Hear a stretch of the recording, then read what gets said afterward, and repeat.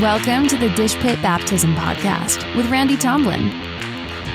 Welcome back, everyone, to another episode of Dishpit Baptism, and I am so stoked to have these two guys here. I've got Miller Howerton, Jake Wood with us today from Raleigh, North Carolina. Two guys who know what the hell they're doing around a barbecue pit, and I don't think that there's anything that I've been more excited to talk about in a long time. And I've got my buddy Tim White here with me. Say what up, Tim. What up, Randy? Good to have you back on. Us. I know. It's a first for us, isn't it? It's exciting. So we've never done this format like before. Like the Partridge Family. Yeah, where we're all in different places. I feel like the Brady Bunch on the screen here, which you all can't see, but we're going to be bouncing back and forth. We've got a lot of great conversation to go today. Both of these guys are family men, and they work their asses off all day long, so I want to make sure that I honor their time. So we're just going to kind of dive into this. And first up, I kind of want to welcome Miller Howerton and let him kind of give his own little intro. So I'm Miller Howerton. I started a food truck in 2015. I met Randy at the Cowfish, which is where I left to start my food truck. We've grown it into a restaurant now. We want to have a few of these restaurants going forward. It's all about passion and love in this business that we're in, and just putting that forward every day. And that's what we're about at Daddy Bob's. We just want to make sure that you feel welcome and that you got the best meal that we could possibly put forward. And next up, we got my boy Jake Wood. Jake? What's going on, guys? So we are, it's a weird time for us right now. We're building a restaurant. And we had a whole plan, a PR team involved with sending us to do different things to kind of help layer our brand in the Southeast. And obviously that's kind of changed. Lucky enough, we rented a commissary kitchen in downtown Raleigh, and we were able to kind of turn that into a ghost kitchen and start doing curbside takeout service. The main goal behind that, besides obviously continuing to pay our payroll, without being able to do pop-ups and catering, was to kind of provide a service for the community. With everything being on lockdown, there's a lot of folks that live right there within walking distance to where we're at. So that was the initial thought. And then with any kind of profit that we made, we wanted to kind of give some free meals back to the folks who have been furloughed in the community. And so that was the initial idea, and it's really taken off, and it's kind of been kicking our ass now for since March, and we're very blessed. We're very thankful. We have not been perfect by any means. I think above all, the food has been extremely consistent. We've been very proud of our food. Got a lot of good feedback on it, but man, we've missed sandwiches. We've missed sides. It's just something that we never thought that we would have to be doing right now. And our system was shit. We just kind of had to start with Eddie and I, who's our chef, and just kind of wing it. So here we are, 6-7 weeks in, whatever it is. We've got another guy working for us full time now, and are fucking up far less. So that's great to hear. That's kind of where we're at right now, man. Just flying by the seat of our pants, trying to make the food look good and taste good, man. Hot and fresh. Well, listen, I know both of you all, and I know that you're both phenomenal guys and you're both phenomenal chefs, even though Miller says that he doesn't consider himself a chef, which we're going to talk about in a little bit. Jake, back it up, Jake. But back Miller up, man, and we can get a little bit further into it. Randy, when we worked together at the Cowfish, I was on a way different mindset. I had a very clear vision that I wanted to be tweezing herbs onto food and stand next to these Michelin star chefs. I feel like there was a certain point recently I got to, I could stand next to some folks, and it's not what I want to do. I know it's not what Miller wants to do. We want to cook food. I used to tell Jake at the Cowfish every day, I used to be like, bro, I am not a chef. I'm a kitchen manager. Yeah, but you were. I do, bro. You were, man. Look at I'm a team builder, and I make sure shit's consistent. That's all a part of it, though, man. Well, let's do this. So this is a great point. We're kind of dicing it up here on this, and I think it's a great opportunity to say, where the hell did this all start for each of you? Where did you start at? How did you start this process? You're both at the point now. Miller, you started in a food truck. You've opened up your own brick and mortar. Jake, you're building your place out as we speak. Where did this begin, though? It didn't start last year or year before last, you guys have been developing into where you're at for a long time. So could each of you kind of just take a little bit of time and explain and let our listeners get to know you a little bit? Who you want? Shoot it off, Miller. All right. All I can remember as a kid is going to these neighborhood parties, and my dad was cooking pigs, and his buddy, they had this huge pig cooker that was on a trailer, and one side of it was the grill, the other side of it was a freaking cutting board.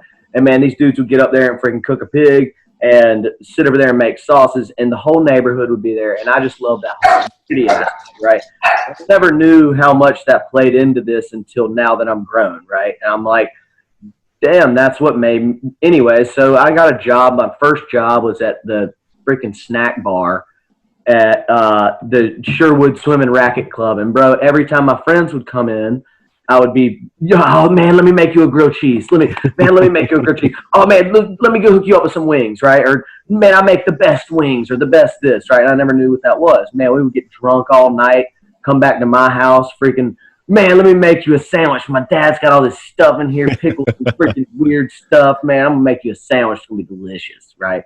So it all kind of developed into me working concessions. One guy one summer in college was like, hey man, do you want a job and you'll make some good money? And I was like, heck yeah, let's do it. And he ended up not doing it. I ended up doing it. So I traveled up and down the East Coast all summer in between college break or whatever. And so that built into me dropping out of school and freaking going to manage these concession stands up and down the East Coast. And man, I just love serving people food. I was telling somebody that the other day. It just amps me up. Like I love handing you even if it's a freaking thing of mac and cheese. I love doing that. I like serving food. So I got in this concessions world. We had 3 lines deep for like, I don't even know, man, 10 hours. And you just pumping out blooming onions and steak and cheeses and fried candy bars. But it was fun handing those people that, man, I've been waiting all year for this, you know? So anyways, I met my wife when I was doing that, and I was like, man, I can't do this anymore. I got to get in the restaurant business. And then I worked for a couple of restaurants, then I met all you fools at the Cowfish, and we crushed up there. And yeah, we had a good time. I learned a lot there, more than anywhere I've ever been. But I would honestly, I would say probably the same. I learned a lot from. There were so many different people that were involved and had their hands in that business. Yeah. And I feel like there were so many different people to learn from. I couldn't have been happier that was like my first restaurant management job for me. Man, that was a great play. And everybody was driven to get better. And that was the thing about all of us, like me and Jake, man, Jake wanted to get better and I wanted to get better. So we just drove each other to get better. And we just, every day was let's get better, man. Let's get better. Jake was the freaking sushi maestro up in there. No, I mean, that dude crushes. Straight up. That place was a machine, man. I think I can agree with Miller in the fact that that's, there's probably not been a place I've worked at where I've taken as much from, man, from Marcus Hall and how to run a place, how to own a place, how to treat your employees, how to get the most out of your employees in a respectful way. I started at the 42nd Street Oyster Bar, man, and people were getting pots thrown at them and cussed at and all that good stuff, man. That's just old school. And it was the first place I worked at where there was a team mentality and there wasn't a I mentality. There was a head chef and there was a head sushi chef and there was kitchen managers, but nobody at the end of the day really cared about that, man. And, I think that was, something that has stuck with me, and it's what we're bringing into our restaurant, man. But just to kind of take it back and run it down and let everybody know, kind of what's driven me to this point in my life from a young age. I would kind of the same thing as Miller, man. We had every year we'd go down to Sanford and have this big party. It was like a family reunion, man. And these are like some pretty redneck folks. They're all wonderful people, but they're we grew up in Apex and we lived in a neighborhood but these were some pretty redneck folks, and we would do oyster roasts and they'd have pigs going, and man, folks would be bringing fried squirrel and like just it was like everyone's, let's bring the best we can. And so that was as a young kid, I saw how that brought everyone together and how it was a memory, for me at a young age. But I can only imagine for everybody else. And now that I've got my own family doing things like that, and Miller, getting together with folks that you care about over food is a big time thing, man. So I think from a young age, I really saw what that did and how it brought people together, and that's kind of stuck with me. And then I lived with my grandparents, me and my mom, after my folks got divorced, and she cooked 3 meals a day for the entire year. We lived with them until our house was built, and just seeing the love and effort she put into that from the time she woke up to the time she went to sleep, and all to nourish and fuel us, really kind of set with me as well. And she's my biggest influence as far as Southern culinary knowledge, recipes, tradition. And then my grandfather taught me how to fish, clean animals, kind of the ins and outs of gardening, farming. This was just a way of life for them. And it was nothing I really thought about as they were teaching me growing up, but now it's so important, and my grandfather's passed, but I still have time with my grandmother. And every time I'm with her, man, I ask her things. I talk to her about what they did and how they ate. And, they were just, it was all out of necessity growing up, man. They worked the land. That was their job. They built their house out of log. It was very primal, old Southern way of living, man. And I kind of have come full circle in coming from not, caring about it to coming all the way back around and learning everything I can about it to incorporate some of that into what we're doing, man. And that's, I think, the biggest motivation for me, man, is, coming through all this stuff I've done, working at Cowfish, doing that, working with sushi, not thinking anything about this Southern stuff at all, going to Raleigh Raw, creating the food program for them, which was like a Hawaiian style poke bowl, health cafe with hip hop vibes. It was completely just, off the wall. It was awesome. They're still doing great. And then going to 18 Seaboard, which was like, finally the platform I had been looking forward to really prove to everyone in this area that I could be a chef on the same level as all these other folks. And 18 Seaboard had, it was the bee's knees from the beginning. That was the one place I knew about in Raleigh besides the Angus Barn and Sullivan's, when I started really knowing about, what going out and spending money on food was like. But I worked with Jason Smith there. He took me on. He actually hired me as a sous chef. And about a week later, he knew there was no way in hell I was going to be his sous chef. I told him from the time I started there, I was coming to run his kitchen. I needed a platform to stretch my legs and see what I could do. And he, thankfully put the trust in me and allowed me to really do just that, stretch my legs and hire my own team, hire my own sous chefs.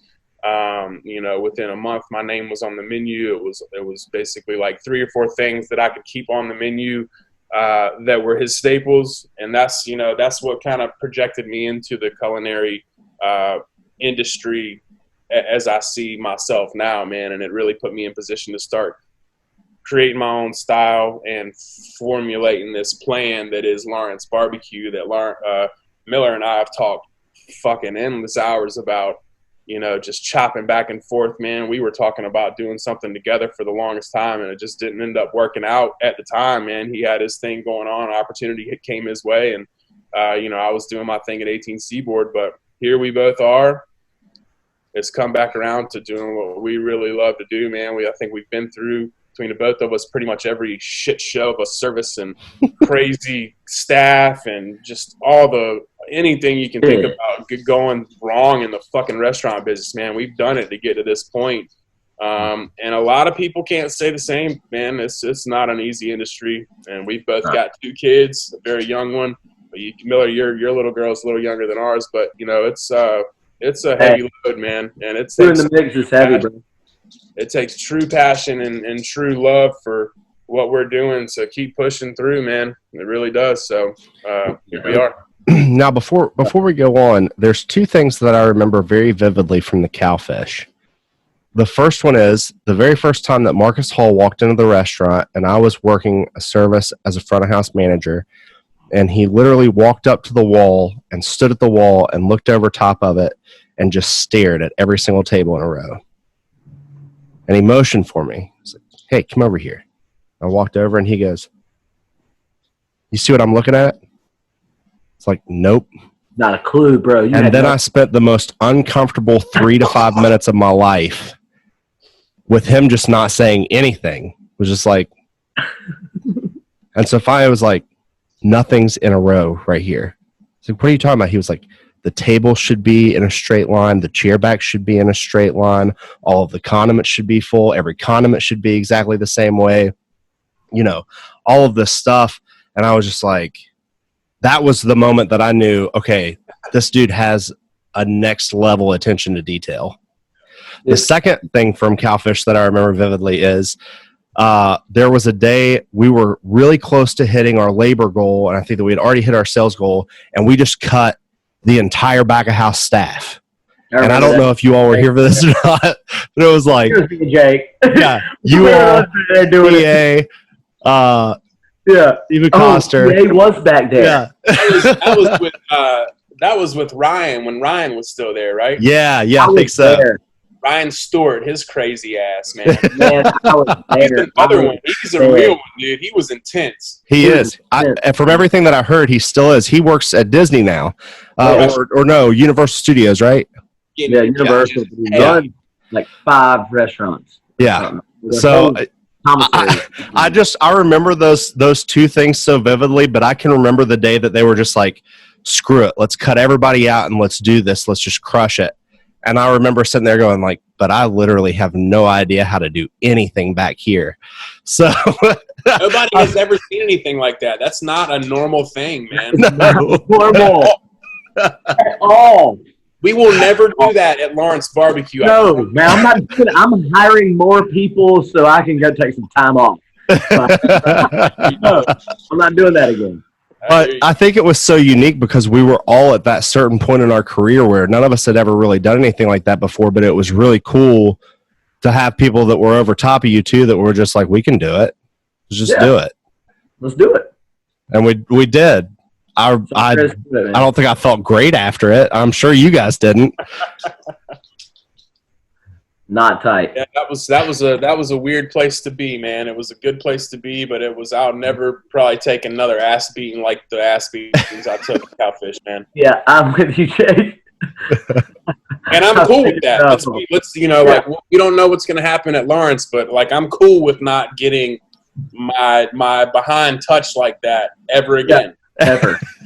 I mean, that was deep and wide, both. Deep and wide. So, Miller, let's talk a little bit about the backstory. Daddy Bob's. Obviously, you mentioned earlier about your dad and the neighborhood cookouts. You've actually named the restaurant after your great-grandfather. Right. How much of his influence, your family's influence, how much of that has been part of your upbringing, training, passion that has helped you launch Daddy Bob's?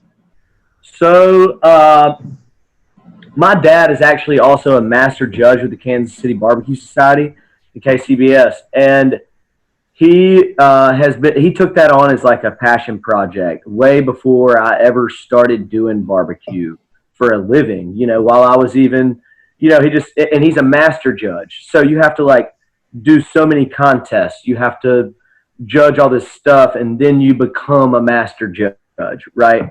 And so we've always just loved barbecue. I mean, me and my dad, when we would go do something together, it wasn't like go hit the baseball. It was like, we're going to a barbecue place that I know about, and we're going to go up there, we're going to get a good sandwich, right?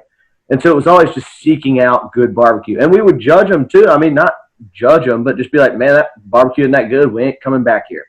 Or shoot, you go to Skylight Inn, man, you're going there every single time you fly by the place. So anyway, that was just kind of like my upbringing in food, was like going to get barbecue. We want country barbecue in Greensboro. We go up there for a pork tenderloin biscuit in the morning time. You know what I mean? At lunchtime, we'll go up there for a barbecue sandwich. Stamey's in Greensboro, man. We would go up there all the time before concerts right across the Coliseum. So it was just this constant barbecue in my childhood. It was just like eating barbecue. And anyways, Daddy Bob, he lived in Mississippi, and I've only honestly been to his house one time. He's obviously passed and I never actually met him. I met Mother Ruth, who was his wife. And it was just a different place in Mississippi. They literally lived on the Delta. And he owned like all the stuff there. And he wasn't known as like, he didn't have a barbecue place. He had a hardware store. He had a butcher shop and, you know, just like things like that, and a Sears type store.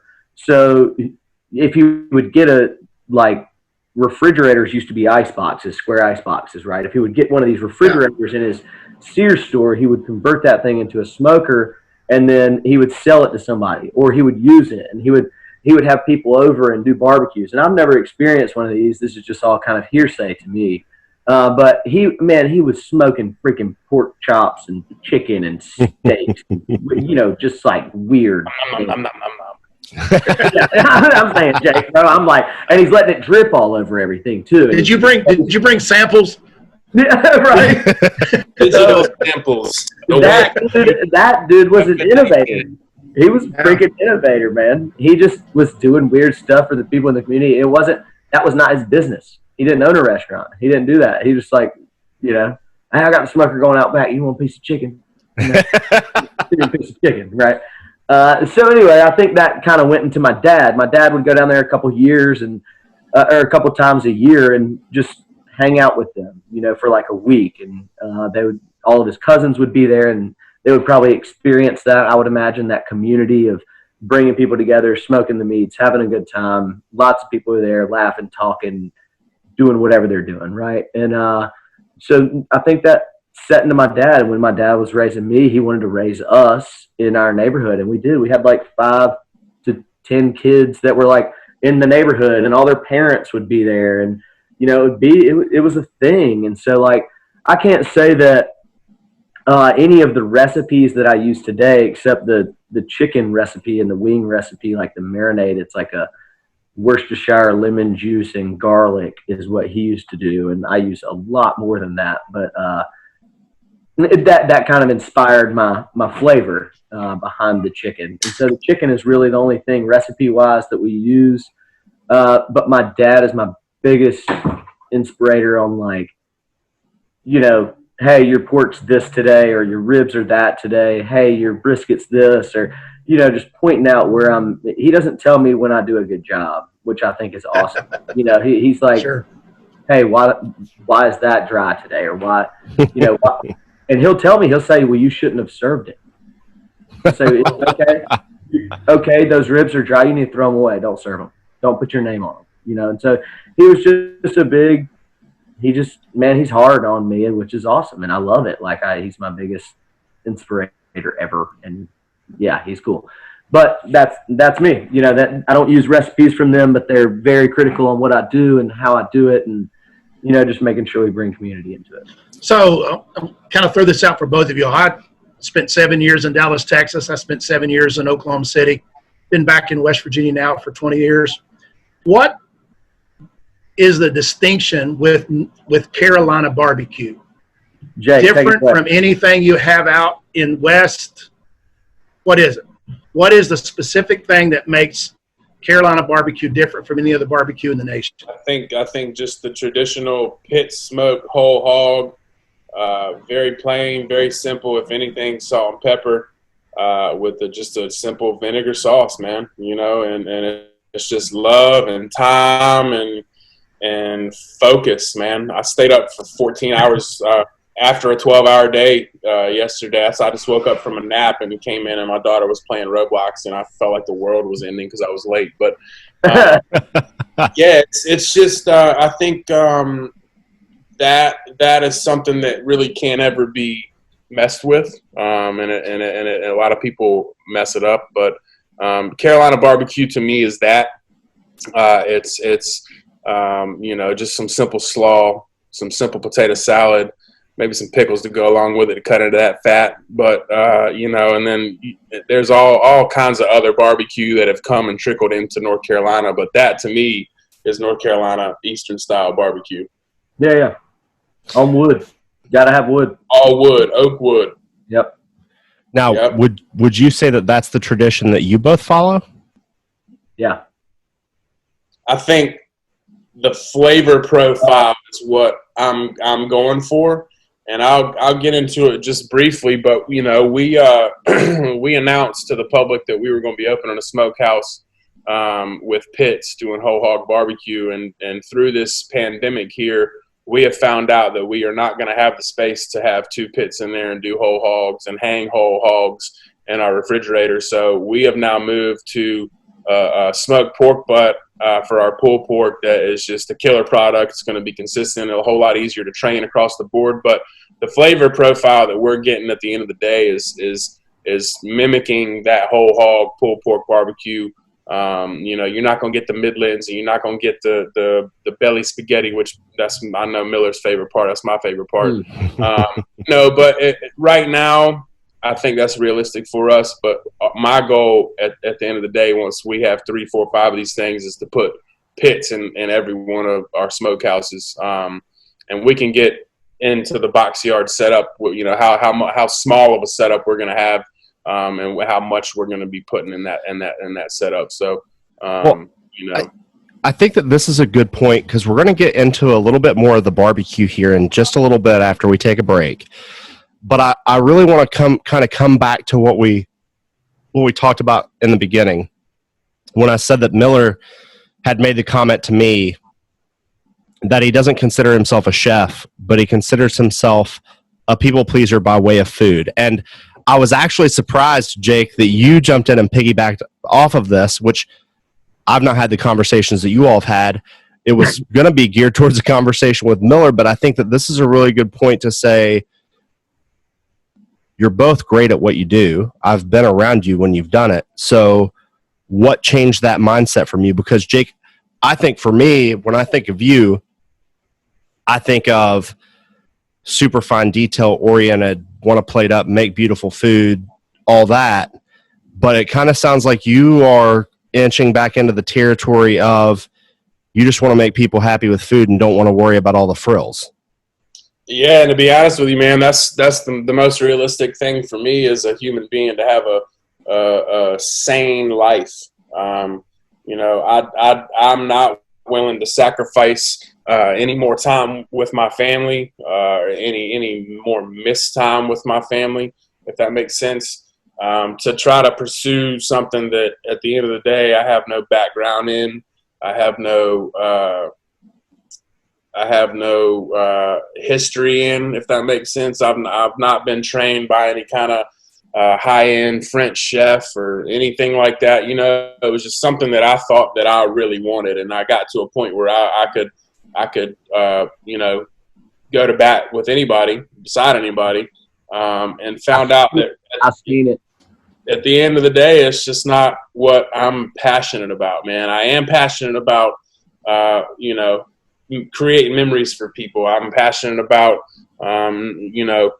providing nourishment to people. I'm passionate about the methods that I use when I create a dish, all the way down to the farmers and the relationships that we have with the farmers and the fishermen and the cattlemen and stuff that we're using to put these products on the plate. But I'm not passionate about, let me say this right. I'm not passionate about the stress and the reality that is that level of culinary execution. Miller? It's just not realistic for my lifestyle. At the Cowfish, I used to tell Jake all the time, I'm not a chef. I'm not gonna come up with a menu for you. I'm not gonna create some crazy dish for you.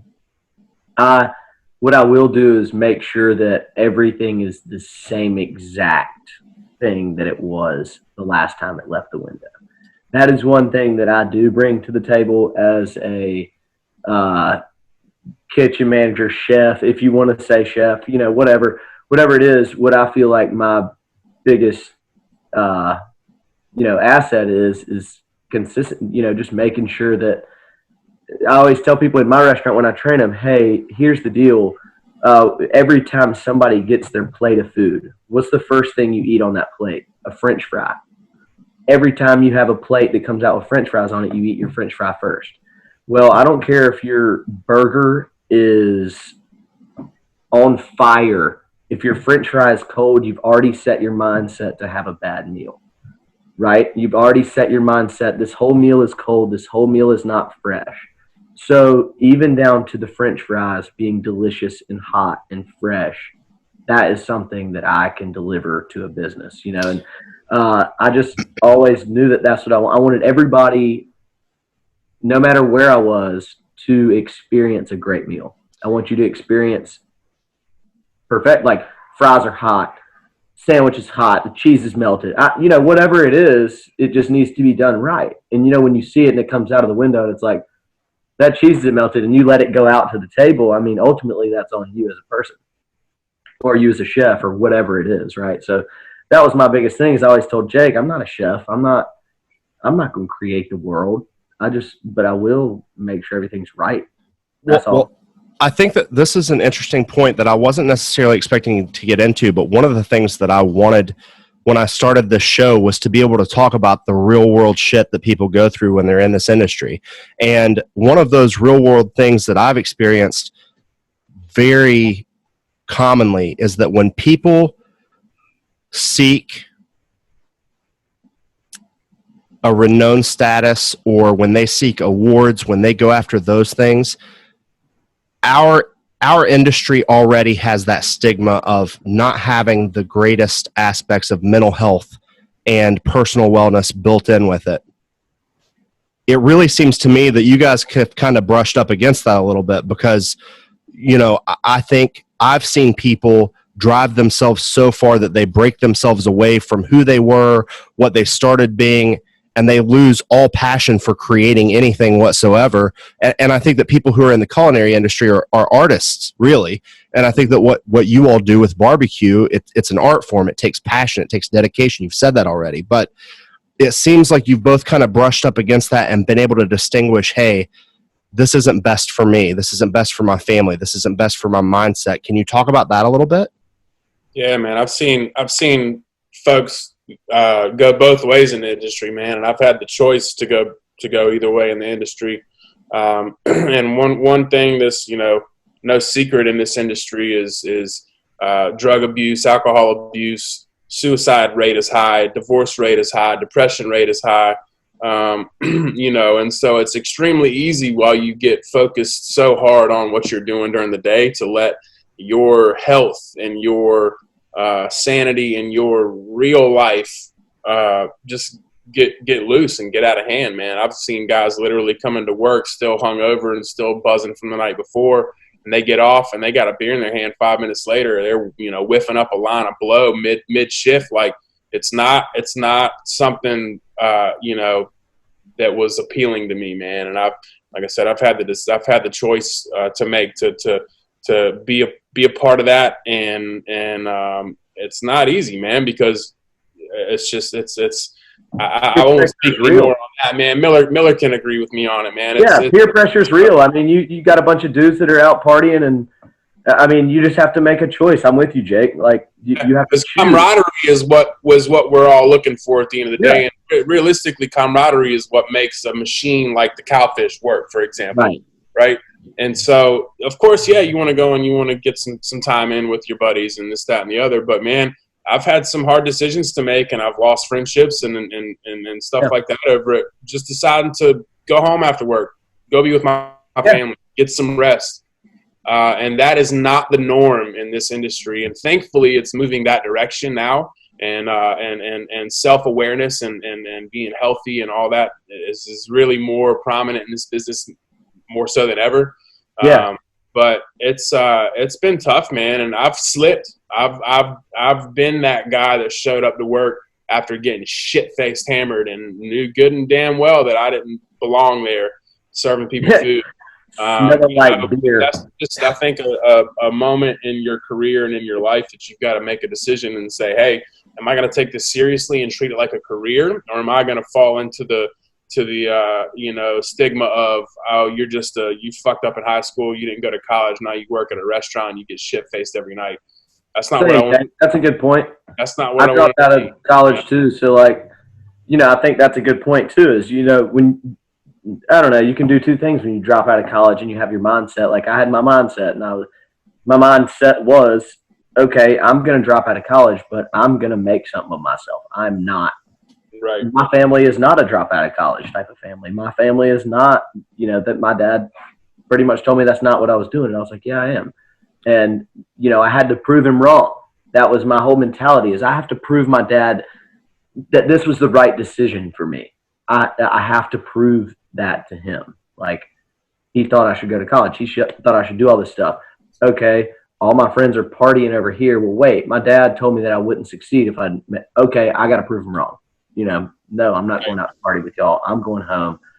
I got somebody to prove, And how do you all find that balance? I mean, you've gone from being employees now to actually owning the restaurant. So, I mean, Jake, you talked about 16-hour days, keeping the smoker going. How do you all come through that front door and turn that off and find yourself able to focus on your marriage, your kids, and your own mental well-being?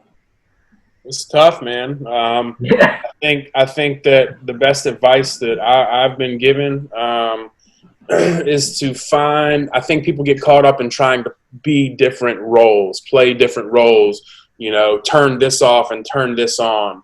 But I found the best way to go about this for me and for everybody who's involved with me in my life is to just find a even keel to be on, where you can manage business and family and life all at the same rate, if that makes sense.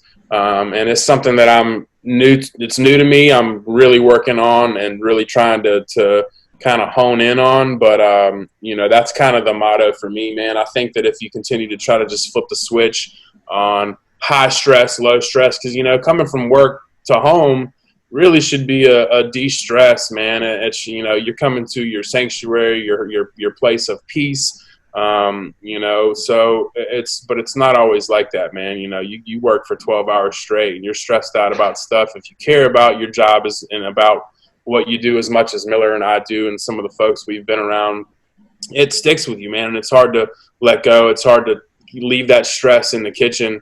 But just like anything that is good in life, you got to work for it, and it doesn't come easy. So something that I'm currently in the middle of trying to, get a hold of. But I think for me personally, that's going to be the best way to go about it, is just find an even keel for myself to be on at all times, to be aware and focused on what I need to be as a person in that moment.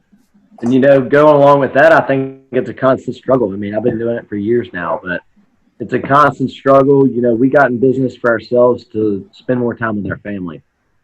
It's not always the case. I mean, it's just not. That's reality is, just working towards that goal every day and knowing that that's the goal, is to spend more time with your family. Then, you can start to accept more. If you have to work more, it's okay. When you come home, it's okay. I'm home now, right?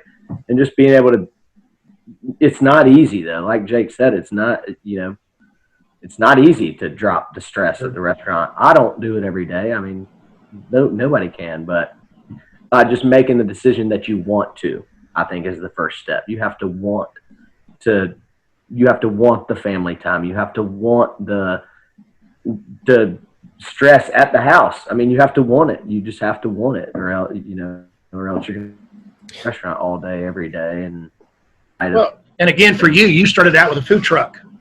Yeah, right. And then you transitioned from a food truck to bricks and mortar restaurant. Yeah. So talk about some of the challenges that you faced from, again, moving from a food truck to bricks and mortar. Man, I had a guy that worked for me for 3 years on the food truck, and he was supposed to transition into the restaurant with me. He quit after 3 months. I mean, that was like whoa. I mean, you want to talk about working, buddy. Like, we're open 6 days a week, but meats have to be wrapped and ribs have to be put on at 7 a.m. Like, so you're working 7 a.m. to 9 p.m. 6 days a week. That was my life for 6 more months, because I had to train somebody else to do the job that guy did. And for the normal 8 to 5, 9 to 5 folks, that will crush your soul. That will crush your soul. Like, that is a lot of hours. That's like working 2.5 jobs, by the way. Like 2.5 jobs, 40 hours a week. There is no decompression time in there. There's no decompression. There's no, but to get along with what I was saying earlier, I was motivated to find that person, train them right, not train them half-assed, train them right so that I could see the light at the end of the tunnel. Right? The transition from food truck to restaurant was real. I mean, it would have been a lot easier had I had more people, but it was real. That was real. Was there a moment when you were standing in your food truck and you go, I can't do this way anymore. Like I have to have it the other way. Or was it more of that's kind of where you always wanted it to go to, and it was just kind of the next natural step? The second of which you said, that was the next natural step, and I just had to make it work. It wasn't like I told you earlier with my dad. I just had to prove him that I could do it.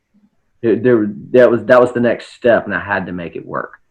And you all still use the truck for special events as well, correct? Yeah, we still do caterings. We still do food truck shifts. We still do like festivals and stuff like that whenever they kick back off. But yeah, we still use it. It's still a moneymaker. It's still, yeah, I love it. I love the food truck now because it's paid off and it's a kitchen that's permitted. It's a beast now. But paying it off, getting it, running that thing for 5 years that was a burden, man. There were days where me and Rebecca didn't know how we were going to pay our food truck payment because it had rained all month. Like that's a real conversation. So, it's not all freaking candy and roses. Like there are dips. There are stressful times. When this coronavirus hit, we dipped pretty hard. We had to cut on labor. Luckily it only happened for 2 weeks, but bam, we hit right back off and hit a roller coaster. But there are valleys, man, and dealing with those valleys not only makes you a better person, also makes you a better man and better family man and better boss, and helps you see the light everywhere. Like when I had to step into the cashier role because we were slow, it helps me see what they need and what they don't ask for, right? Or what this person over here needs and they don't ask for just because they're humble, and so everything's a blessing in disguise to me. Anyway, I don't know. Yeah, there were struggles. The food truck was easy, man. We used to drink beer and freaking go to breweries. It was tight. But the restaurant's a real consistent thing every day. Well, so before we go to a break here really quick and then come back in and pick back up with the really fun stuff, it's kind of a good pivot point to talk about this too, Jake. You started becoming pretty well known in the Raleigh area, especially when you were at 18 Seaboard. And by the time that you got to Plate's Neighborhood Kitchen, Indie Week was saying that you were like one of the chefs in Raleigh to watch. So with that being said, it's kind of the opposite pivot point of Miller, where you have this opportunity and this decision to say go from food truck to a brick and mortar, where you're now saying, I've got this notoriety. You are in some ways right at the cusp of where a lot of people push themselves to be in the way that we were talking about earlier, and then you say, I'm going this way. What was that decision like for you? I mean, I can only imagine that had to have been months or years long of like actually sitting and thinking about, holy crap, like I'm actually going to do this. Yeah. So I that was what I was going for. I was going to have my name known and my style of plating and cuisine known, and at the back of my mind the whole time, I wanted to open a barbecue restaurant, man. I talked to Marcus Hall endless times about it. I talked to Jason Smith, man. We were in the background going and, looking at places for me to try to open. I talked to Miller about it for a long time. And some part of me wanted to kind of bring that into barbecue, what I was doing into barbecue. And I didn't know how I was going to do it. And I think we've kind of found a good path to utilize both methods. But It was not an easy decision. You know, I've got concepts that I've thought about, all kind of, you know, based around my family and the tradition that is set there in my family. But barbecue was really the only thing that ever stuck with me. And I think that it's always been, in my mind, something that's going to allow me to have the type of life I want with my family, as opposed to sacrificing everything to try to push to be something that I've said I'm not. I don't have any background in, I don't have any history in. So, you know, I feel like the decision wasn't as difficult, because in my mind I had been working so hard to put myself on this level in order to cash that in, to be able to do what I'm doing now. You know, I wanted my name to be known well enough to, when I said I'm going to do this, people would listen and people would go. You know, and so I feel like that's kind of where we're at. I will be 100% clear. I have no fucking idea what I'm doing until I get in the kitchen and can put my hands on a knife and cook somebody some food. You know, so it's a big time learning experience. We've put some people in place that I feel like are just top notch at what they do, and it's in areas that I know I'm not the best at. Our chef de cuisine, Eddie, is just a young workhorse. He is, you know, far ahead of where I was at his age. And so what I'm trying to do is give him the opportunity that I was never given, that I was asking for.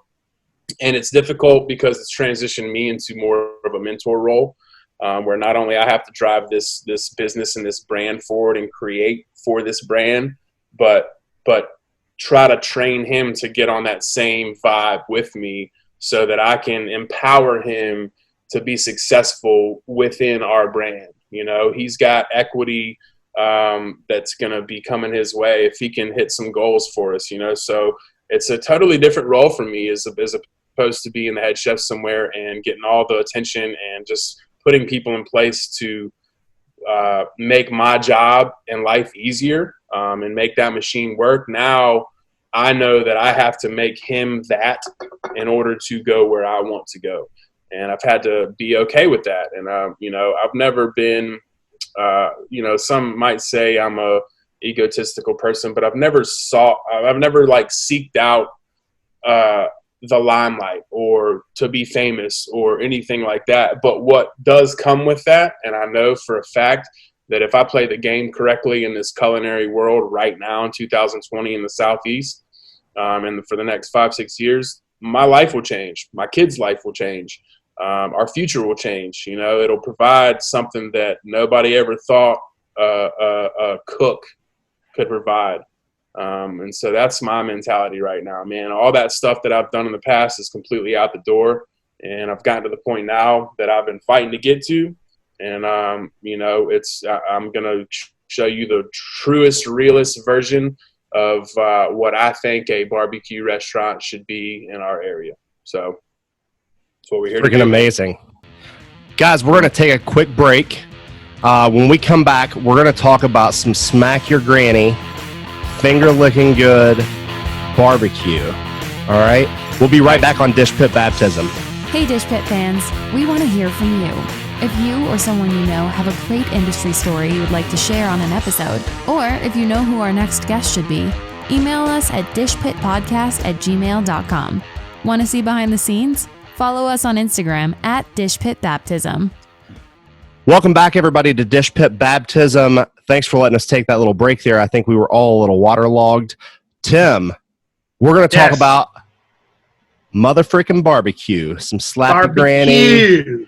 Barbecue. So let me ask you guys, of all the different cuisines that are out there, of all the different restaurants, of all the different things you can put on a plate and serve to people, why in the world did you guys pick barbecue?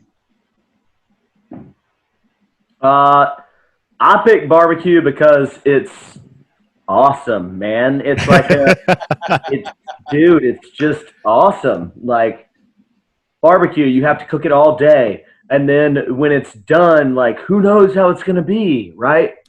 And man, it's just like the adventure of, man, you have this huge piece of meat.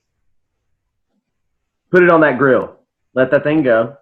Tend the fire. Cook it up. Then you look at it. What's it going to be? The surprise. It's awesome. It's just awesome. And like I was saying earlier, family obviously got us into barbecue, but like what makes you want to do it every day? That surprise to me, Jake. I don't know about you, man, but that surprise of like, how'd I do today? Because you're ultimately like seeking your own personal perfection, right? So how did I do today? Did it turn out good? And then your dad lets you know. Yeah, bro. Listen, there's been many times where it has not been good. I remember not been good. I tried to cook a brisket, man. It was horrible. Bro, it happens. And people are right now serving horrible brisket. Yeah. Every day. Every day. And people are eating horrible brisket and thinking that it's decent. Every day. Exactly. Yeah. So, every day. I think there's that part of it where like, okay, is my barbecue good because people are eating shit barbecue?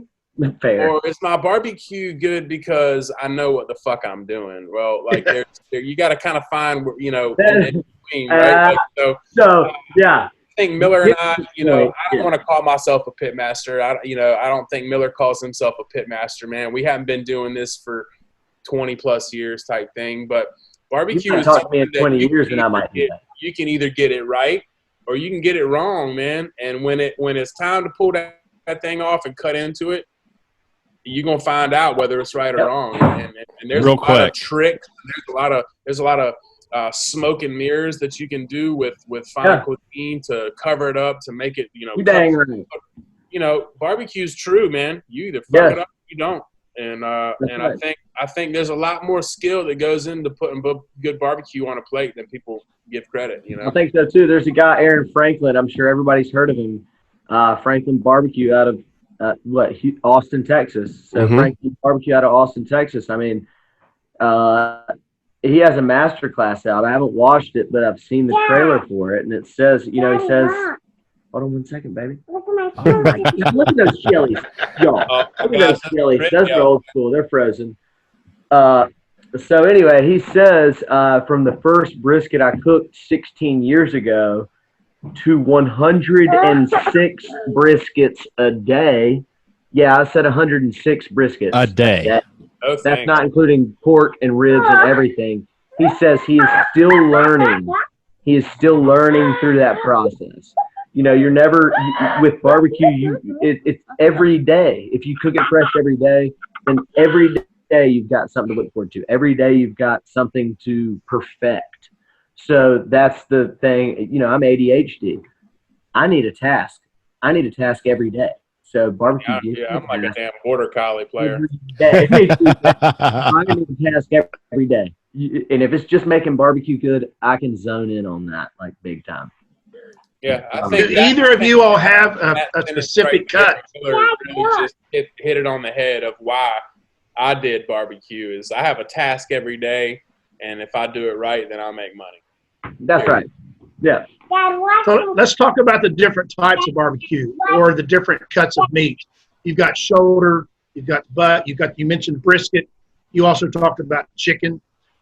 What are the different things you have to do every time you put that meat on or in your smoker? Is it the same for every cut, every piece? No, every brisket's different. Every pork butt's different, And depending on what kind of smoker you're using, every cook is different.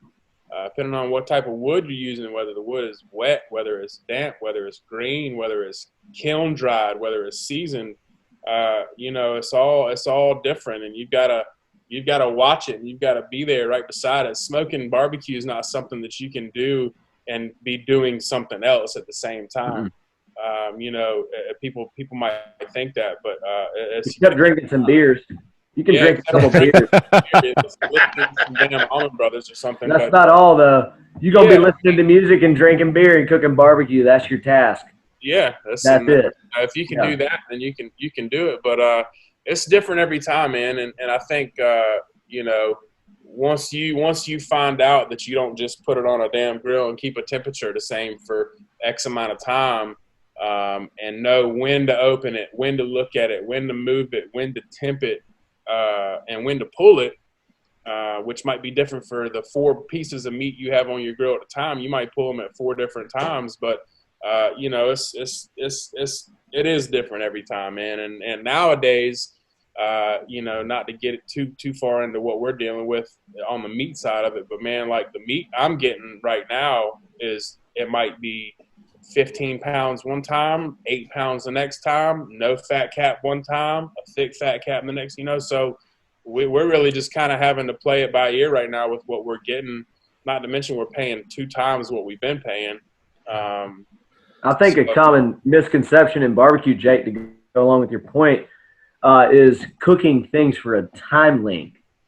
That's not really a thing. You got to cook things to temperature, and every piece of meat is different.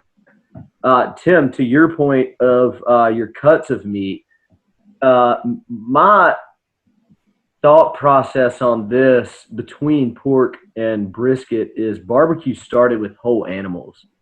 You can't really trim anything off of a whole animal. So before I put anything on my smoker, I don't trim anything. I don't all that juice and that flavor and that fat, that's going to go into the meat. And then when I serve it, when I pull a pork butt, all the ligaments get taken out. I'm really picky about what goes into what's getting served. It's not, oh, let's just chop this thing up and serve the fat and the ligaments and everything else. No, let's pick it out. Let's pull it apart. Only get the meat pieces, not that gristle, not the, ligaments that are all covering each piece of meat. But before you put it on, leave everything on there. Season it with what you're going to season it with. Don't trim it. You don't need to trim it except when you serve it. Like if you don't want a bunch of fat on your brisket, you can trim that off. But it's going to add flavor and everything else into your meat while you do cook it. Is there anything you all do in preparation before you put the meat on the smoker? You just put it on? Only with ribs. Only with ribs. There's a membrane on the back of ribs that, in my personal opinion, I think you need to take off. Everything else, man, you season it up with brisket, salt, pepper, smoke. With our pork butts, we got Daddy Bob's rub and smoke. Turkey is Daddy Bob's rub and smoke. Chicken is, like I talked about, Daddy Bob's kind of recipe of a few different things in our rub. And, I can't tell you all my secrets or else I won't have friends. Anyways, I don't really trim stuff. I don't, man. I use whole pieces of meat and freaking make it look pretty in the end. And I think I guess that's where my chef comes in, and Jake, you too. You know what I mean? Like, use big old piece of meat and then make it look pretty in the end. Yeah, it's pretty simple from the start, man. You get your seasonings down. For our brisket, it's pretty simple. We go 50-50 salt and pepper. Mm-hmm. I do trim a little bit of our fat cap down. We get about a third of an inch on the fat cap. That allows us to kind of render down the way we want to over that thing. We take a little bit of the decal fat out to take some of that gristle out. But other than that, we don't trim anything. There's nothing to trim. If there's an ugly piece hanging off or a big piece of fat or something, we might nick that off. But, it's season and smoke, time and love, man. That's it. Right. You both are getting into something that I wanted to go into next, so we're just going to dive straight into it, okay? We're going to play a little game. Now, a lot of our listeners know that the restaurant industry has a ton of different slang that you use. We could go through all of those today. But barbecue has its own slang and terminology in addition to that. So for some of our listeners that may not know some of that slang, I kind of want to, you say you're not pit masters yet, so I'm going to test your all's knowledge. I'll let you guys just kind of go back and forth with this however you want to. I'm going to throw out a word. You're going to kind of give what your envisionment of that word is as somebody who works with barbecue day in and day out. Sound good? Righteous. Let's do all right. it. Pit boss. That's the man. That's the dude. That's the dude putting in 12 hours a day. The dude of bodes. Making sure your meat is where it needs to be right now. That looks tired. He looks tired. He looks The tired. pit boss looks tired. Well, it's really funny that you say that because both of you all have like red eyes and seem like you're kind of tired right now. So I guess I can assume who the pit boss is, where you all work at. Jake. You already know. Dog. All right, up next, Deckel. You know what? Hey, Jake, I need some education because I don't know what that dickle is, and I don't do anything with it. So there's nothing to do with it, man. You know, you can buy dickle off.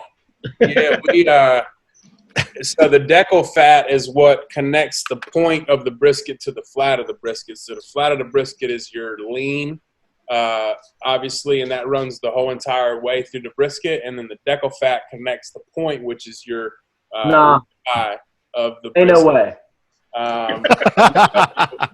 And so that's what connects that. But there's a large chunk underneath the what we call Kansas City burn ends, the flap of the brisket that kind of comes up top. There's a big chunk of pretty much inedible fat that won't render down, in my opinion, to where you need it to be. And it's great to put in your tallow. We take all the beef fat from our brisket trimmings and we render it down into golden, delicious tallow that we toast our buns with. Now, what's tallow? Tallow is the equivalent of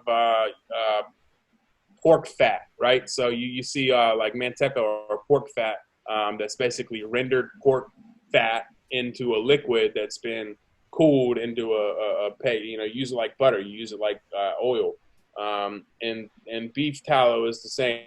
You basically, what you have is a fat are beef cracklings, which are a dehydrated, meatless, proteinless, fatless crisp. And all of the fat is left over in a very slow rendered, rich liquid. Miller's mouth's hanging open a little bit right now. Hold on. I'm starting to drool some. Let's talk about this dickle, man. No, he got confused. I thought we were talking about a drink that you soak it in. Marinade the beef in dickle. Hey, that dickle, man, that is not the fat between the point and the flat. The deco is that fat that runs through there, brother. Well, okay, that's fine. I'm not telling you you're wrong. You don't take that out. All I'm saying is I buy whole briskets with the point and the flat on them things. Right. The fat is running through that thing. Right, but I buy dickle off. All right, here's what we're gonna do. They take that pouch out. We're not gonna get into a big argument here. However, I'm gonna refer to my barbecue dictionary. The smaller muscle of the brisket, also referred to as the point. The decal is fatty, marbled cut, preferred by brisket aficionados. What? That's what it says. Well, that's interesting. You said you needed educated, and he just did it. Right. All right. Because I buy all of that. I'm going to let you take this next one, Miller. Are you ready for this? I'm going to let you take it, and then we might actually get into an argument. Fat cap. What type of meat? On brisket. Let's say brisket. It's the piece of fat that runs either on, whatever way you put it up or down. It's the piece of fat that's over the brisket or the pork butt or whatever. I'm eager to see if this causes a fight here. With the fat cap, do you cook it up or do you cook it down? All right. We're going to get scientific. Are you ready? Okay. So, fat does not render until it's like 165 or 170. Mm-hmm. When you smoke a piece of meat, let me preface this with, when we cook our barbecue, we cook them in aluminum foil trays to start. Mm-hmm. For 8 to 10 hours, we cook in aluminum foil trays to start, to catch all the juice, because we put that back into the barbecue when we pull it. Mm-hmm. Now, all the juice that's caught in there is just kind of juice that's from the pork butt. Okay. When we wrap in butcher paper and aluminum foil, it's at 165. Okay. You cook fat down first in the aluminum foil pan because you don't want to smoke the fat cap. You don't need smoked fat. That's not what you want. You want smoked meat. So you put the fat cap down in the aluminum foil tray, right? Smoke it for 8 to 10 hours till 160, 165 when fat is actually starting to render. Pull it out of the smoker, flip it over, wrap it up. So then the fat cap is on the top. When it actually matters, your fat, who knows? It's going down into your meat at that point. At that point, it actually matters. Once you hit 165, it actually matters what your fat's doing. So we put the fat cap on top because it's wrapped up. Anyways, all the meat itself is smoked and the fat is not. Then you put it on top so it can render down through the piece of meat. Jake, how you feeling about that? I don't disagree with it. I know a lot of people that start their brisket on the fat side down. As I said before. Now, hold on. On brisket, that's only on pork butts. On brisket, okay, I'm sorry. The whole entire time you cook that thing, that fat cap got to be up. Yeah, for sure. On a brisket. On a brisket, fat cap side is up. On our briskets, we don't touch it the entire time. It gets a nice bark on it, and that fat kind of bastes that piece of meat the entire time. Brisket is totally different. Now, on pork butts, we treat it the same way. I don't trim it at all. There's no need to. We get Cheshire pork butts from our friends, the Ivies in Goldsboro, and they're beautifully trimmed. And we 50-50 salt and pepper rub on those, pretty heavy. And we go 250 on those for about 10 hours on an offset smoker with some hardwood oak, usually white oak, and then maybe some pecan wood. But we don't touch them. We don't flip them. We don't do anything. What we're looking for on those pork butts is a really hard black crust, a bark. And then basically we let those rest for about 30 minutes until they're down to a good pulling temp, 145, 150. And you basically can just slide that bone right out. And that's just this, to be quite honest with you, that's a little bit more of, I think, a Texas style of a pork butt. Yeah. But at the end of the day, the flavor we get with our sauce and our seasoning is the Eastern Carolina flavor. So there's some wrong ways to do barbecue, but there are a few right ways to do barbecue. And I think that's one thing that differentiates me and Miller. Is he's got his ways, I've got my ways, but at the end of the day, they both work and they both make money and they're both fucking delicious. So, well, at the end of the day, I think good barbecue, you can season and flip and do everything like that and do, who cares, right? Like Jake said, we both have our own ways of doing things. What I think actually matters is serving it fresh. That's all. Like, I don't care if you season it with a different rub or, it doesn't matter to me. I think that barbecue is meant to be served fresh to a community, right? With big cuts of meat, whole animals. That's where that's all, like if you serve it fresh, then I'm going to come check you out. We're going to be in there. And Jake, I'm sure you probably feel the same way. That's the only thing that I think matters is, serve it fresh. We'll catch you next time. Day old barbecue belongs on nachos or right. Exactly. Day old barbecue belongs on nachos or in a burrito and there are things to do like Brunswick stew. You can do egg rolls. You can do all kinds of things with day old barbecue. We even sell at my restaurant. We sell cold pork. It's $4 a pound cheaper than our hot pork that we serve every day. But if you're coming in there, and especially during this time right now, if you're coming in there for lunch and you want to be able to serve your family dinner, it doesn't matter if that pork is cold or hot. So I've been cooking barbecue just to sell cold, and people take it home, they heat it up, they don't care. It's $8 a pound instead of 12.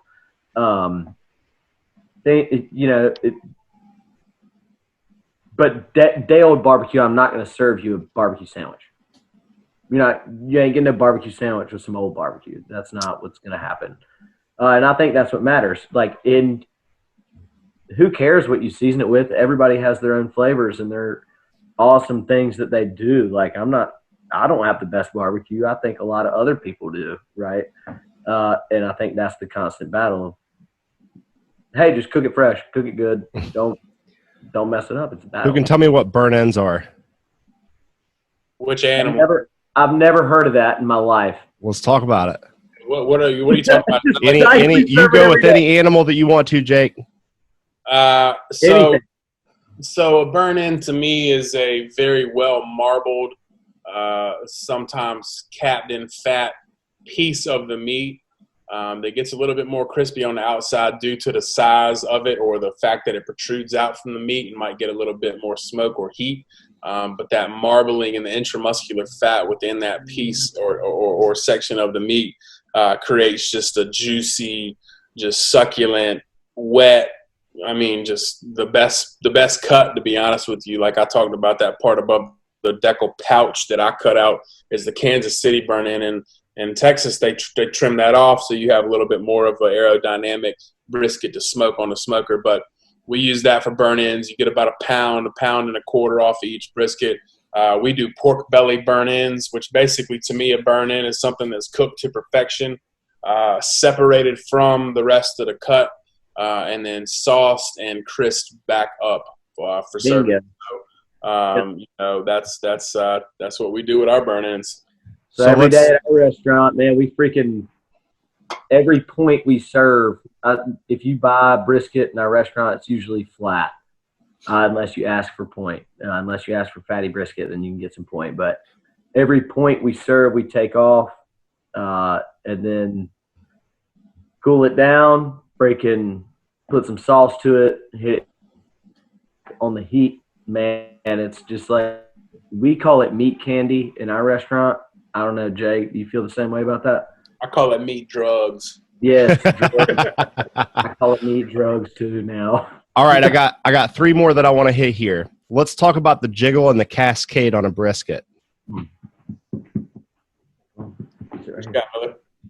Bro, I don't know what no cascade is, but I can make you jiggle like a You know what's funny is you are the person who I would even say that I saw the cascade from some of your all's videos, just when you cut that brisket and it oozes out. Must be the freaking juicy, delicious. And the jiggle is when a perfectly cooked brisket, it jiggles when you touch it, it quivers. So like a lover. The way that we I'll make it quiver, Randy. Listen, Bubby, I'm a few hundred miles away, but I'll get there quick. The way we test our brisket to make sure it's ready is when it's around the time to pull it out. Our offset smokers got a pull-out rack on it. And when we pull those out and it stops, if the briskets don't jiggle back and forth, they ain't fucking ready. Yeah, that's right. Same thing with the pork bellies and everything. And you should be able to slap that thing like a big old butt, and it should jiggle. The cascade, you got to be careful with that thing, man. You don't want to squeeze too much of that juice out unless it's sitting in it. But yeah, it's a nice money shot, as they say in the porn industry. It's to cut that thing open and just quick. So that leads me to my last one. Have either of you all ever done any shigging? Any shigging? Hey, I'm gonna let you take that one, bro. I feel like neither one of us know what that is. That's what old timey pit masters used to call it when they would spy on other people to figure out their barbecue secrets. Okay. So yeah, okay. Do a little shigging. I've heard it in a sports term. Old coaches back in high school used to talk about shigging, and I would just play along with it. But that makes sense now. Yeah. Randy, I like your dog. Randy. I like your dog. Oh, Jake? That's Jake. Jake? Dogs? That's Jake. They're kind of just hanging out in the background, man. They want to get on the screen, too. Remember you went over there and you played guitar? The Pecan Sandies. That's what we named their band. Yeah, the Pecan Sandies. Now, you all have some little ones, Miller. You want to introduce this little one? All right, this little one right here is Ellison, and she was born actually when I quit the cowfish. My wife was pregnant with Ellison, and that was not a good idea. My wife was not happy. She needed some bills to be paid, and and I couldn't do it anymore. So I bought a leaf blower when Ellison was born, and we blew some leaves and then started the food truck.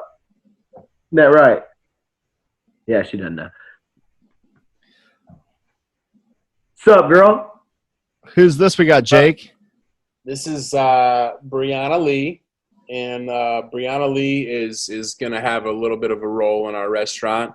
We are naming our pastry program Brianna's Southern Treats.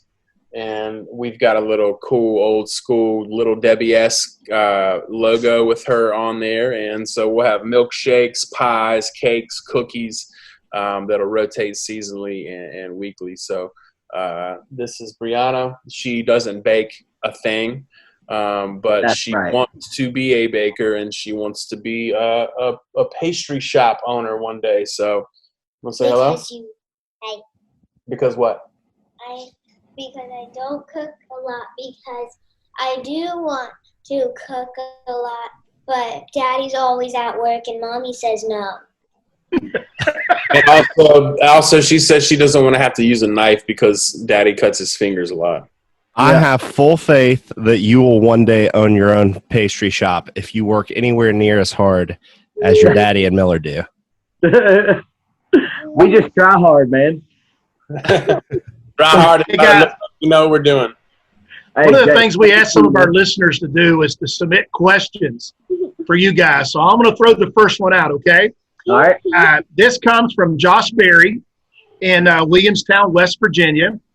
And he says, I've smoked hundreds of pounds of pork, but I've been nervous to take the plunge and put the money into my first brisket. For getting the perfect bark on your first brisket, here's one of those words, having the perfect jiggle and creating that cascade of juice you want when you cut into the meat. I think the important thing is to get your seasoning right. Like I said, I use a 50-50 kosher salt and a coarse grind, restaurant grind black pepper. You want to coat it, but you don't want to coat it too much. Just a nice, fair entire thing. Make sure you get all the edges. And I would say, depending on what type of smoker you've got, if it's an offset smoker, you always want the point towards the fire. Mm-hmm. And I don't move my brisket, but you can always hit it with a squirt of some apple cider vinegar, some Parquet butter melted down with some vinegar, something like that to keep it moist if you see some things starting to get a little crusty. But that's the ticket, man. You want to temp it out at about 203. That means it's done. You'll get into a stall for a couple hours where it won't get above 160, 170.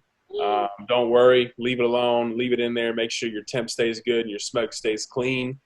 But, yeah, I'd say fat side up, nice 50-50 rub on the salt and pepper, and just make sure you don't look at it, man. If you're looking, you ain't cooking. So that's right.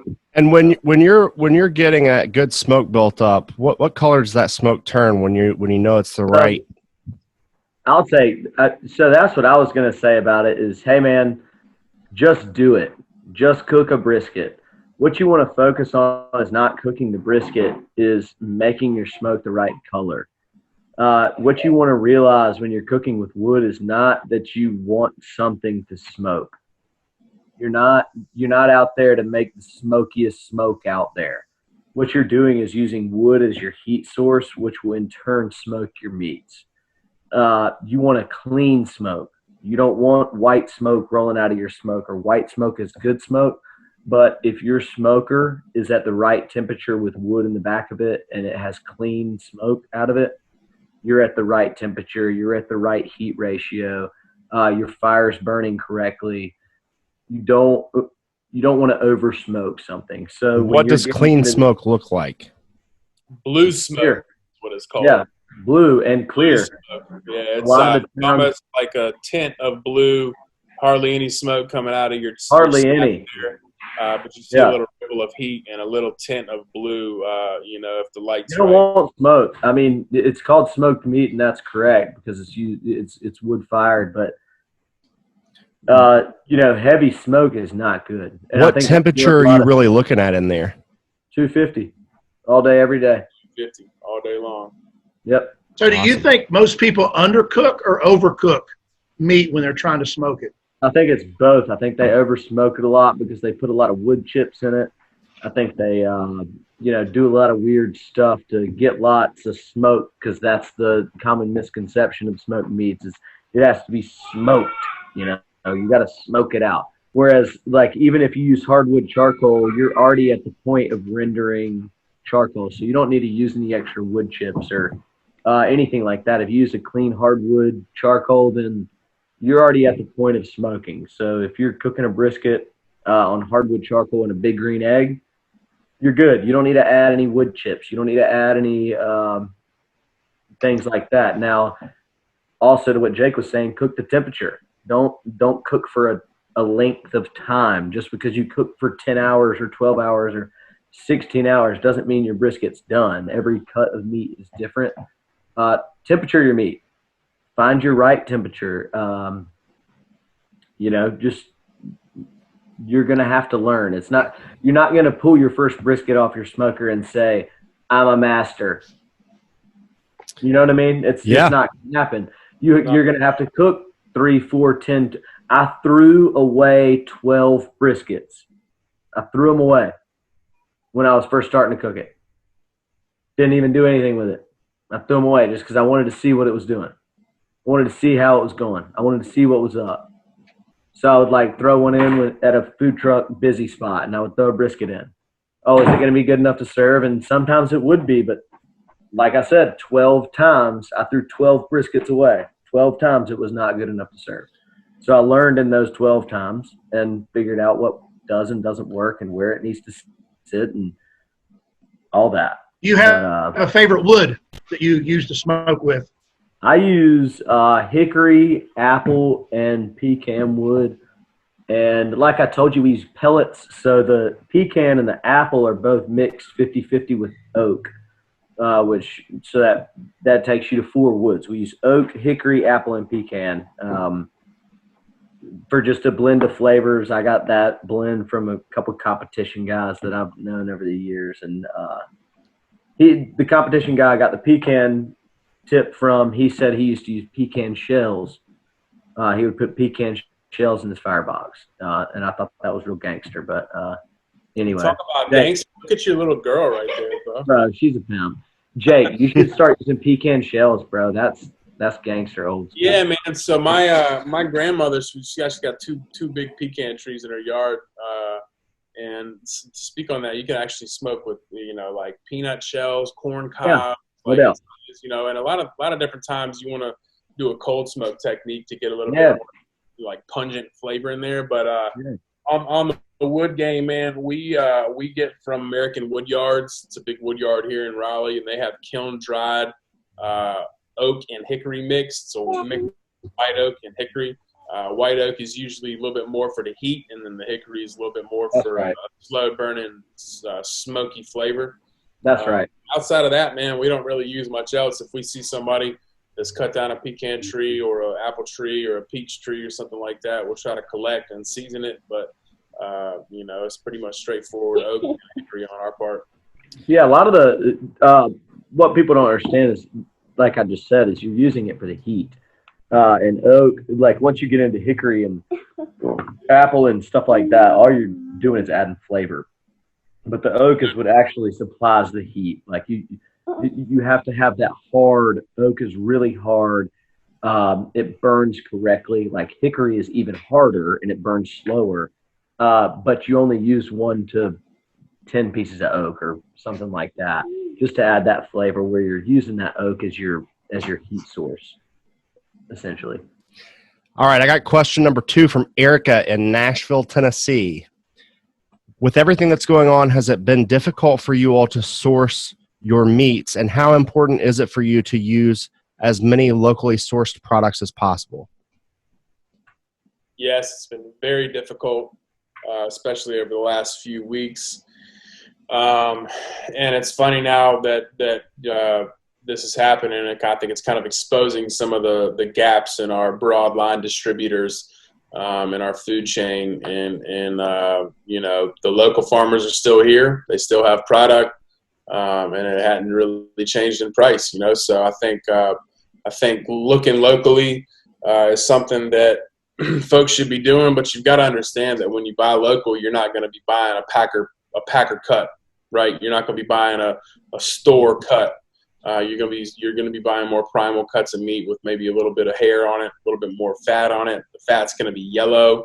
It's going to look different than what you're buying in the store. And I think folks have to understand that. Just like when you go to the farmer's market, you're not buying a picture perfect vegetable from the farmer's market like you would at Whole Foods. There's a reason it looks like that. There's a reason that right now there's not a lot of that stuff being consistently kept on shelves. But farmers markets are thriving right now with plenty of delicious stuff.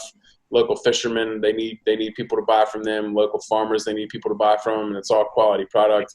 You might pay a little bit more for it, but it's going directly into your community, and it's going to be a quality product because these people are passionate just like Miller and I, and they're not solely about the bottom line and the direct dollar they're getting off their product. So it's a time right now that I think is going to change the way people look at our food chain. And for better or for worse, I think it's good that this is kind of bringing light to that. It's sad that it has to be because of what's happening right now in our nation, but things have to change, man, and we've got to support these local farmers, and we've got to get away from relying on these broadline big brother distributors they don't have your best interest in mind. They have your dollar in mind, and they're going to get whatever they can across in a piece of plastic on the shelf to you. And right now, that stuff's, we were paying $2.90 a pound for brisket. We're paying $7 a pound for brisket right now from the distributor. So, and that's when, I went to Restaurant Depot the other day and the meat shelves were completely empty. So it's a weird time right now, man, but get out there, support local. They're there. They have product, and they really need folks to buy from them. Nice. We have a local produce guy that is right down the street from me, actually, luckily. But the shortage is real. Excuse me, let me rephrase that. The shortage is not real. The price increase is. There will always be meat. There's meat. There's meat to be had. We use a lot of meat in my restaurant. I'm talking a lot. Like, we're going through 200 pounds of brisket a week. We're going through freaking whatever. Now, I can't get it from my normal suppliers, but it's there to be had from other people. And like Jake said, support local, man, because somebody else is going to make your money. Somebody else is. So at least let it be your neighbor. At least let it be somebody that that you support. And I don't know, like it's getting real out there. I mean, I can't find anything. There was a week or two where I didn't think I was going to have pulled pork. And then all of a sudden, 2 cases of butts fell in my lap. And it's been like that lately. I was lucky enough to order 10 cases of pork the other day, and I just freaking stumbled upon it, but so I'm just buying where I can, when I can, making sure I got the supply. No, stop. Come on. That's enough. Well, our next question comes from Gordon Hagee, who runs La Familia here, restaurant in Huntington, West Virginia. He runs it with his father and his brother. And his question is this: I'm thinking about building a backyard barbecue pit with bricks. Any design suggestions for a good smoker or a grill pit? Yes, someone's looking to build their own. How would you recommend? Tell them to email me. Will do. I'll give him your email address. Jordan will love to hear from you. Serious. I have a million. Jake, do you have any? I mean, just old school, man. Cinder blocks, bar. We built one in our backyard. Jake has an awesome one in his backyard, actually. We kind of turn it into a fire pit from from time to time. But yeah, it's pretty simple, man. You need a little airflow.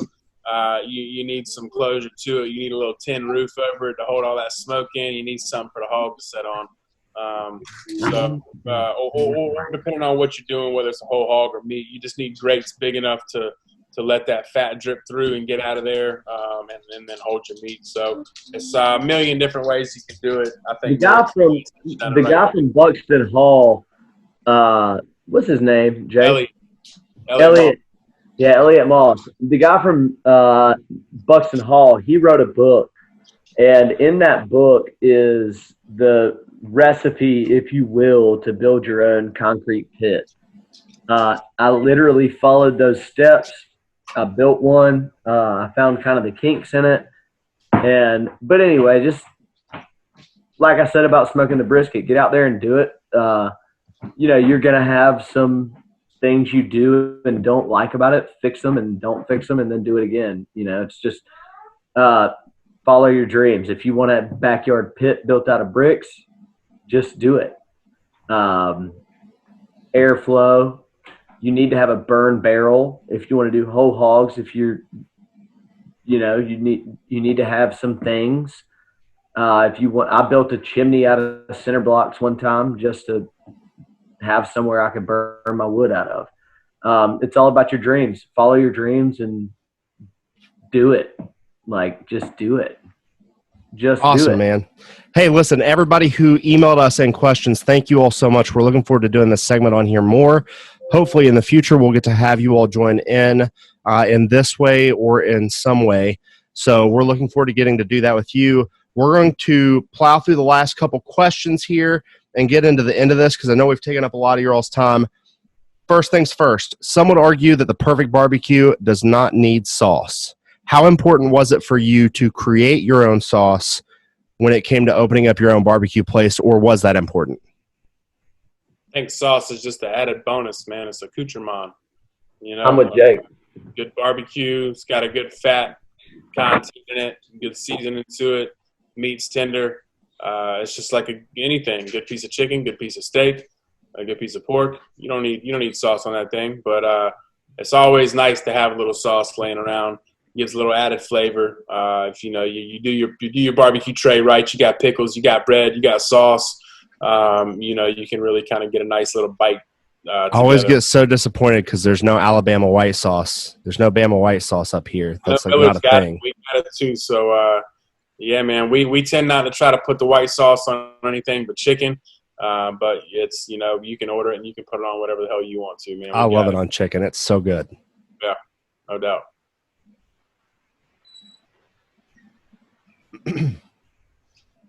Tim? Well, let me ask you this. We kind of brought it up in the beginning, what we were talking about to you guys. What does notoriety matter to you all as pit masters, as restaurant owners? Could you bring me a beer? I think I spoke notoriety. Notoriety matters to me because I know what that will bring. We are fortunate enough to be working and living in a time where people praise what we're doing and they pay for it, and it's on TV, it's on the internet, it's all over, man. Chefs are popular people nowadays, and so if you don't work towards capitalizing on that, I think that you're counting yourself out and you're doing yourself a discredit. But notoriety for any other reason, I think, is just selfish, man. This is not a selfish business that we're in. The basis of what we do is to provide for folks, and to provide a constant, trustworthy source of nourishment for you and your family. And I don't really think there's room for too much ego or notoriety in that. But again, we're in a time where, thankfully, you can make a hell of a lot of money getting well known cooking food. So, for example, James Beard Award, man, it's a huge political game. I think that there's a lot of good that they do at the base of that, but I think a lot of people get lost in and what that all means. And it's become so much of a political game that folks who play it right have a line out the door every single day they're open. And at the end of the day, we all started this to make money for our families and make a living. So, it all kind of goes hand in hand, man.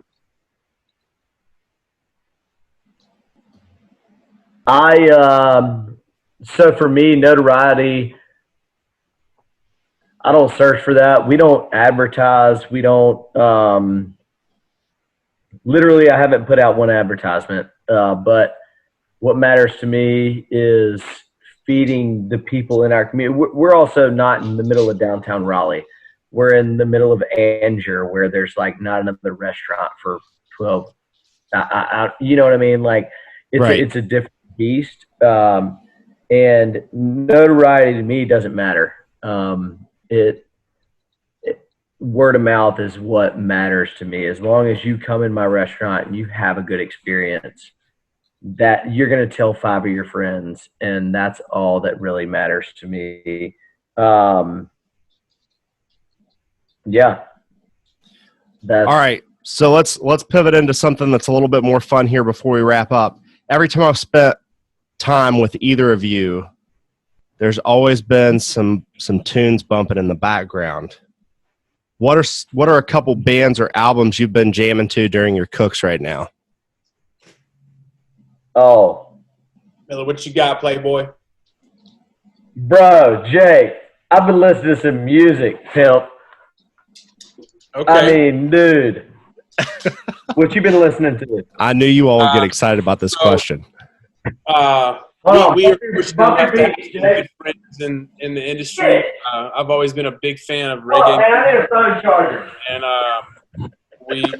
we listen to some of our good folks like Iration and Pepper, Slightly Stupid. But hold up, I'm gonna hit y'all with something real quick.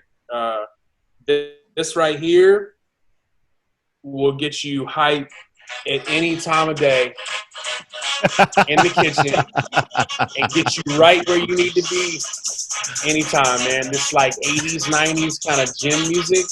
Yeah, highway radio, baby. That's it, man. Miller, what you got? We can't hear you, Miller. Oh, here we go. It's about to drop.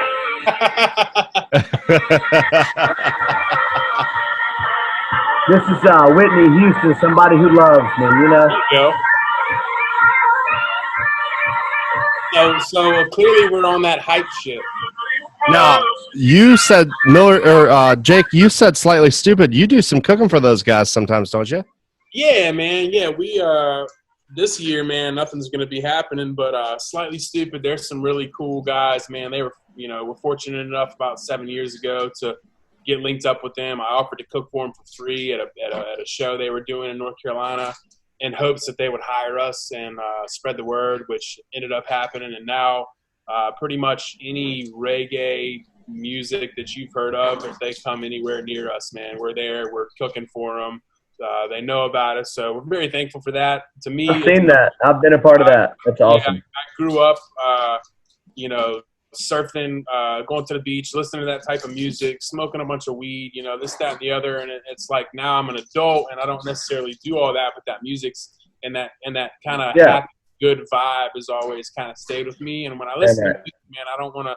I wanted to do something good for me and benefit from it, whether it's get me up or get me in a good mood. So that type of music and the cooking that I've always done has gone pretty much hand in hand. And it's been a real blessing being able to meet those guys and have my smoker right back behind stage and walk up on stage and watch them play. And Miller's been there with me and tons of other friends, man. So that's a really, awesome. really good time, man. Actually, CA and Stephanie came to one of those when we were still working at Cowfish. Yeah. That was one of the last times I've seen either one of those guys, man. So hopefully sometime soon we'll see some live music around. Can't wait. As it's obvious from today that both of you are family men. We've got to meet your daughters on the show. But tell me a little bit about a typical day or a typical week in your life as a restaurant owner. What time do you get up? What's the first thing you focus on? What do you focus on when you're day? When are you getting home? How do you balance all that? What's a typical day in your life? I'll be short and sweet because I know Miller's is probably a lot more routine than mine, seeing that he has his restaurant set up right now. But, it's been, like I said, I don't know what I'm doing. I've never opened a restaurant before. I'm trying to make the best decisions I can. And so up until the point when this pandemic hit and we started curbside, really it was just getting up early as I can every morning, trying to be clear-minded, get a good routine in the morning, get some nutrition in my body to fuel myself up, and really just try to get out and make the best decisions I can. When the pandemic hit, it's literally just been nothing but 14, 15, 16-hour days, 12-hour days, followed by 12 hours overnight, no sleep, smoking meats. I mean, you've been there, Miller. It's whatever you got to do to make it happen, to put the meat on the plate. That's what you got to do, man. So barbecue life is not for everyone. Restaurant life is not for everyone, but barbecue life is a little bit different, man. It's very time-consuming, and you either make the decision to put the time in or you don't sell food. So that's the sacrifice that I know Miller and I have to make right now. Sometimes your friends and family are doing things, and you just got to say no. You got to go in and light a fire, man. So Miller, I know you got a little bit more going on in your life right now before the restaurant. No, if you can't see by my Clyde, come here. Clyde, come here. Clyde, come on, man. Look at that face. He's like, Dad, get off me. I mean, like I was telling you guys earlier, my life was a little bit more crazy when the guy that started my food truck with me quit. It was, I woke up at 6 a.m. Actually, there's a Dave Chappelle skit about this, and he says, I do the Chappelle show for 12 to 15 hours a day. I go home, I raise my kids for 10 to 20 minutes. I go back to work. Literally, that was my life. Like, I raised my kids for 10 or 20 minutes a day, and then I'm back to work. I mean, I was at work from 7 a.m. I would come home for lunch at 1 to 2 o'clock, and then go back to work till 9 o'clock at night. My kids are asleep. That was a struggle. I mean, I'm not going to lie to you. There's no smoke and mirrors for that. That was a struggle. You don't see your kids. You don't. It's wild. It's a wild lifestyle, and I'm just blessed now to where I work a schedule of. I'm off tonight. The restaurant is, I guess it's closed now, and it's 8:20 now, so people are leaving my restaurant that work there, and I'm not there right now, and I have people that I can trust that will get the food out to my expectations. But that took a long time to build, and when you open a restaurant, it's not, man, I thought I was going to open a restaurant, and it was just going to be like, bam, I did it. Like, no, man, it like took a while. It took a while. I worked my ass off for a long time. Now we're in a position of we can hire some more people because we're not in the middle of downtown Raleigh. We don't have volume sales. We're in Anger, and you have to build your name up. These country people out here, they don't trust you because you're you. You have to supply 5 of their friends, and then they're like, okay, then I'll come eat with you, right? So anyways, it was a grueling task to get this thing where it is today. Now we're looking at hiring another person to where I don't have to be there at night anymore. And that's an awesome thing, but it's taken a while. It's no easy task. I'm not going to sit here and tell you that opening a restaurant was the easiest thing I've ever done. No, the easiest thing I ever did was work for somebody else. And I don't know that until now when I've done it for myself. But the easiest thing I ever did was work for somebody else and not have any burdens. And I think add something on to what Miller's saying, and to kind of wrap this question up, man. I think to make it clear for everyone who's listening or everyone who's wondering, man, you cannot do this unless you have somebody at home with your children holding you down, making sure that all that stuff you can't do is being done, man. And so it's a full team effort. It's a, when you say you open a business, man, it's a true family. It's a family effort. And I know Miller's got a good lady there who's taking care of his house and his kids, man. And unless you know that's happening, man, you can't do what you want to do. So that's correct. It's a little bit different than going and working for the Marcus Halls and the Jason Smiths of the world, where they take care of you and you get to go home at the same time every night. And it's a different ball game for sure, but it's fun, man. Well, guys, I was so excited coming in tonight, and I'm so glad that we all got the chance to actually sit and talk. It was so good seeing both of you all again, and I'm so proud of both of you and so happy for you.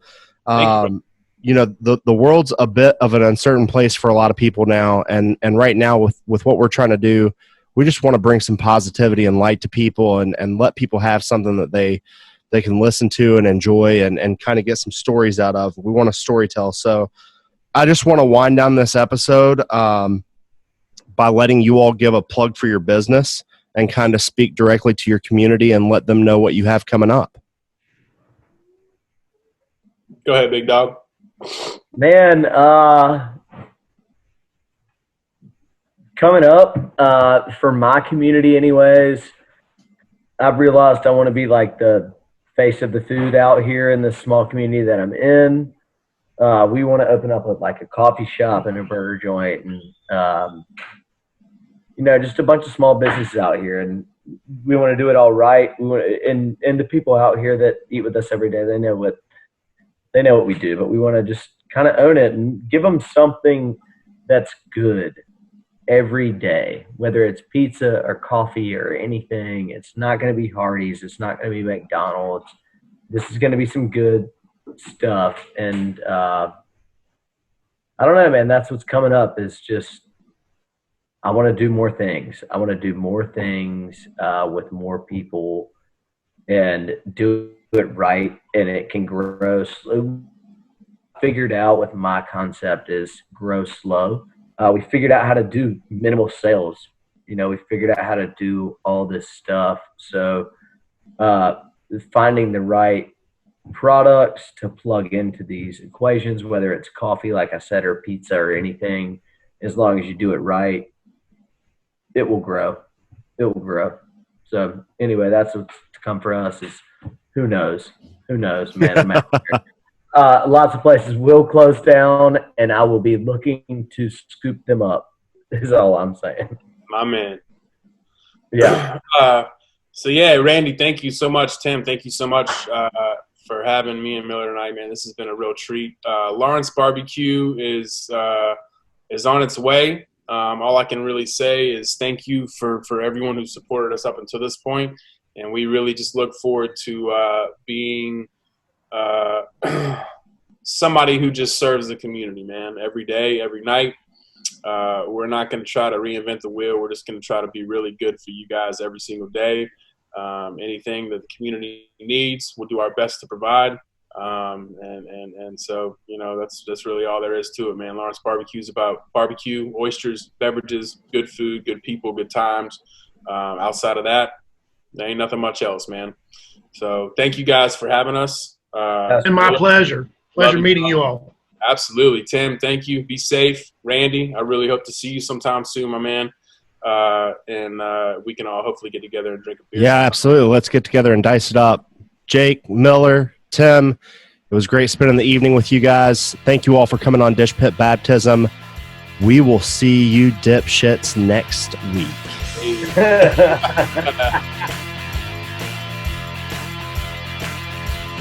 Thanks for joining us for this episode of Dishpit Baptism. Like what you heard? Leave us a review and share. And don't forget, when you subscribe, you'll be notified when future episodes drop.